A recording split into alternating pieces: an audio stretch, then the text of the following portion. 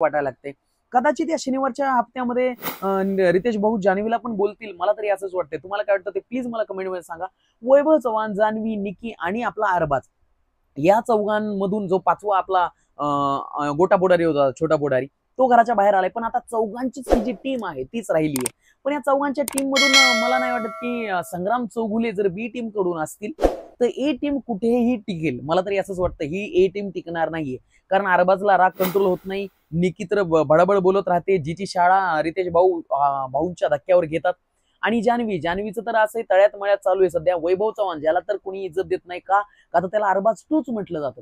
कारण त्याला स्वतःचं अस्तित्व नाही. त्याला एवढ्या संध्या आल्या हिरो बनण्याच्या तरी तो हिरो बनत नाहीये. एवढं सगळं अरे सामान चोरून ठेवायची काय गरज होती भाई तुला?